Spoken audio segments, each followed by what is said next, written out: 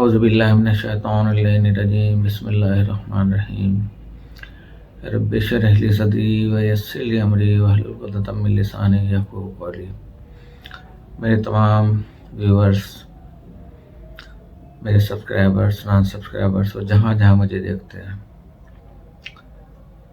और एक दो नए आने वाले फैमिली चैनल के मेंबर्स बने हैं, आप सब लोगों को मेरी जानिब से अस्सलामु अलैकुम वरहमतुल्लाहि वबरकातुहू। उम्मीद है आप लोग सब खैरियत से होंगे। मेरी दुआ है कि अल्लाह पाक आप लोगों की और हमारी सबकी ज़िंदगियों में आसानियाँ पैदा फरमाए और हमारी तमाम शरई हाजात को पूरा फरमाए। आमीन सुम्मा आमीन। मेरे जो पिछले प्रोग्राम जा रहे थे उसमें से एक जिन्नात का था, उसका तारुफ था हल्का सा।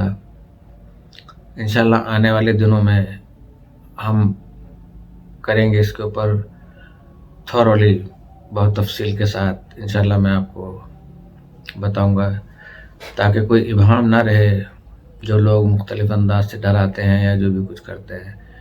तो लेकिन इंशाल्लाह ताला आपको कमा को उससे फ़ायदा भी हासिल होगा, मालूमात में भी इजाफ़ा होगा और साथ ही साथ मेरी मालूमात भी बढ़ेंगी। ज़ाहिर है जब मैं रिपीटेशन होती है तो उसका नतीजा तो मेरे ऊपर भी आता है।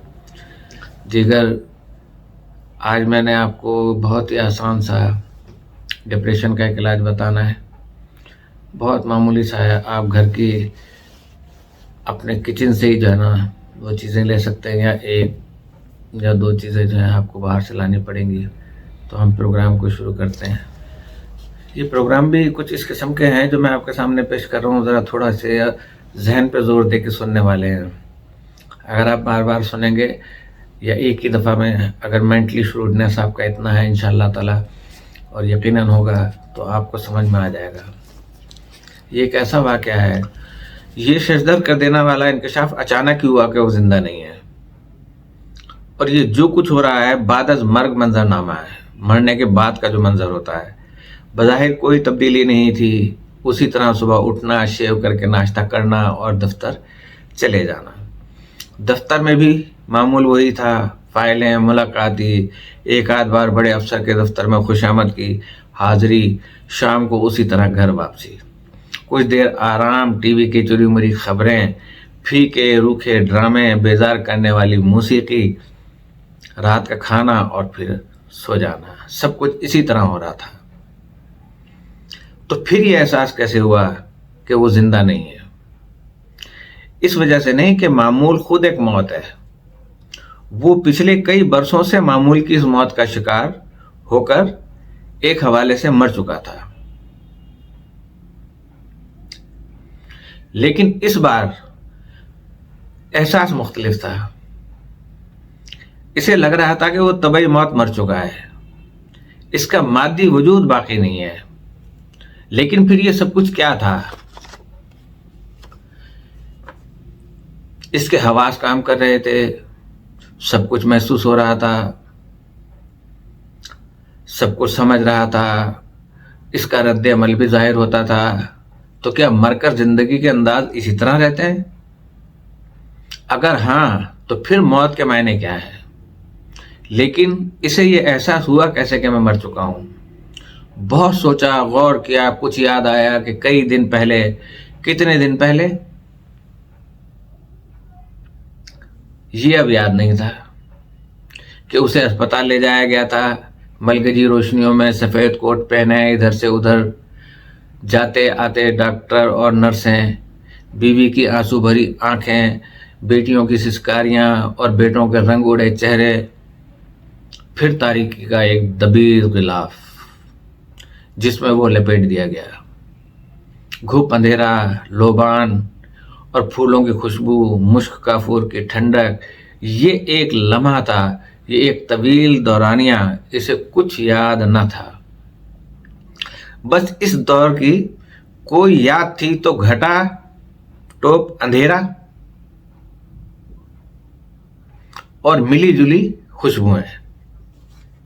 आंख खुली तो अपने बेडरूम पर था। बीवी करवट बदल कर सो रही थी।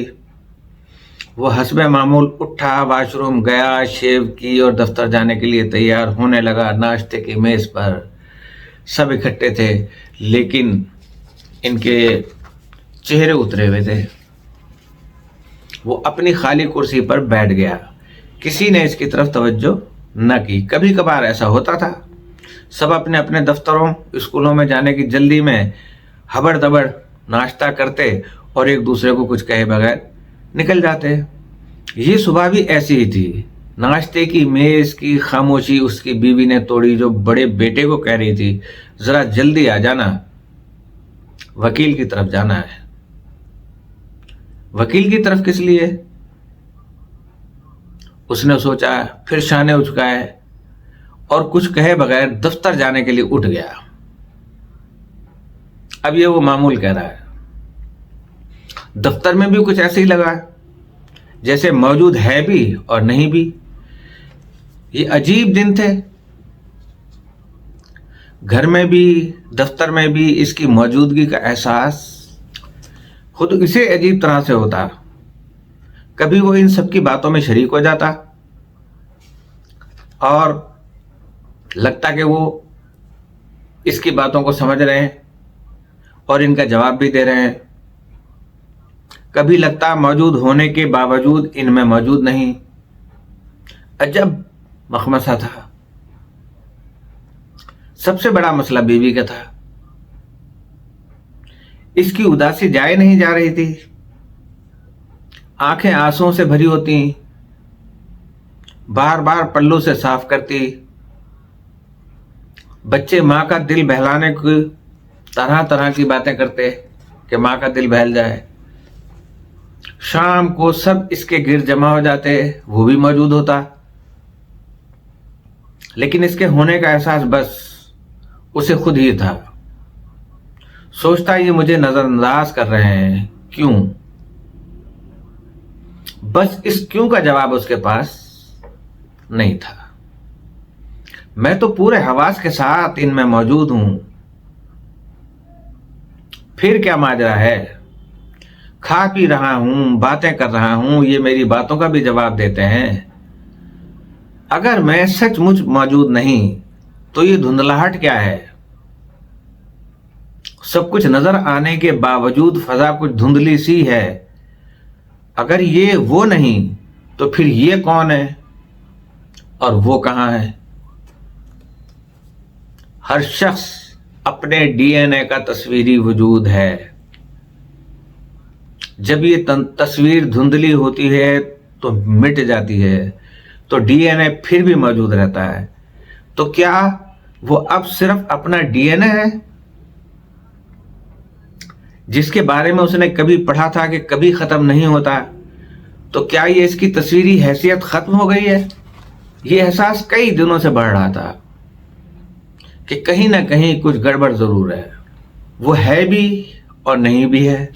وہ ان میں سے اٹھ کر چلا جاتا اور لان کے کئی چکر لگا کر واپس آتا تو اسے لگتا نہ انہوں نے اس کے جانے کا نوٹس لیا ہے اور نہ واپس آنے کا۔ کس نے؟ فیملی ممبرز نے، گھر والوں نے۔ تو کیا وہ جان بوجھ کر اسے نظر انداز کر رہے ہیں؟ کیوں؟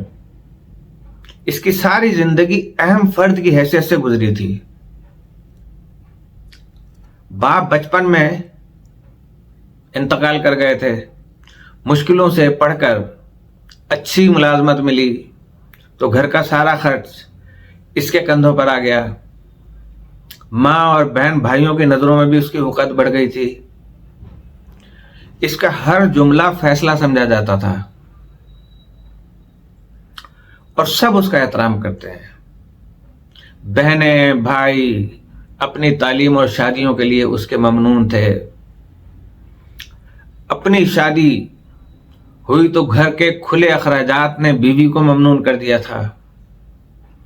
بیٹیوں اور بیٹوں کو اعلیٰ تعلیم دلوانے کے لیے خوب ان پر توجہ دی اور ان کے کھلے اخراجات نے انہیں بھی احسان مند بنا دیا تھا۔ سب اس کی تعظیم کرتے تھے،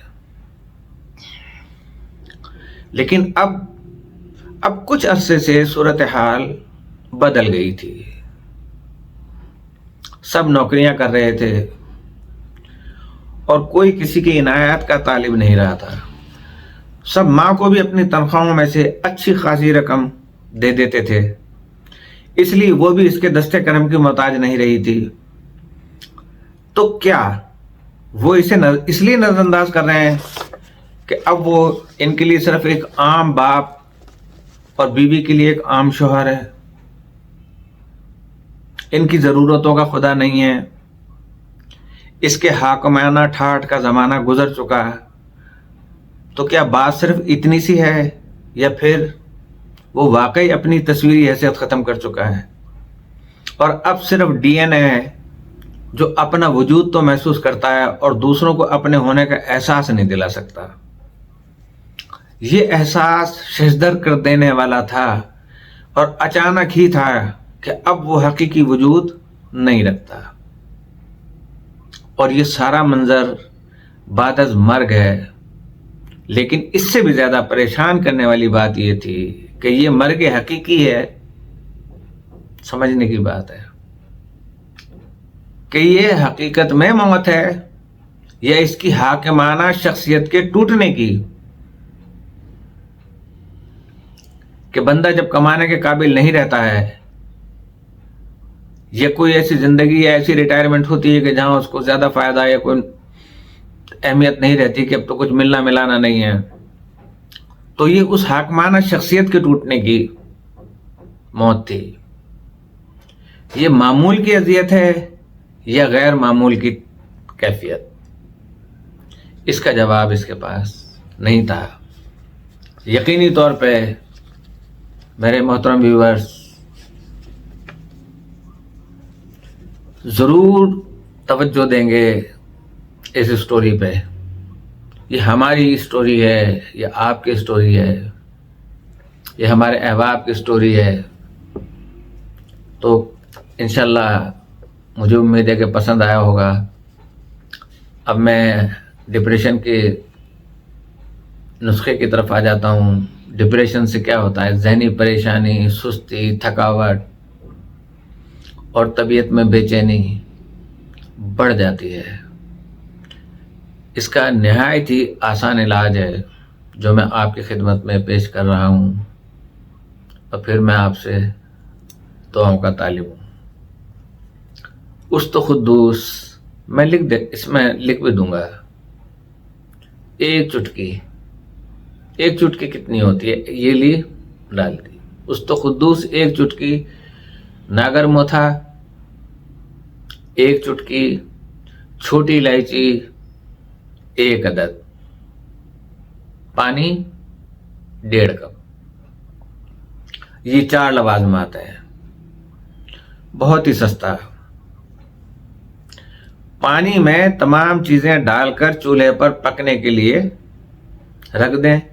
جب پانی 1 کپ رہ جائے تو چھان کر نیم گرم پی لیں. دن میں 2 بار استعمال کریں. 10 دن مسلسل استعمال سے طبیعت بالکل فریش ہو جائے گی انشاءاللہ تعالی. اگر آپ کو رات کو نیند نہیں آتی ہے تو یقین جانیں آپ مجھ سے شکوہ کیجیے گا تو یہ مسئلہ بھی حل ہو جائے گا. نیند بھی آپ کو آنے لگے گی، پھر نیند میں اچھے اچھے خواب بھی آنے لگیں گے، اور ڈپریشن جیسے گدھے کے سر سے سینگ غائب ہوتے ہیں.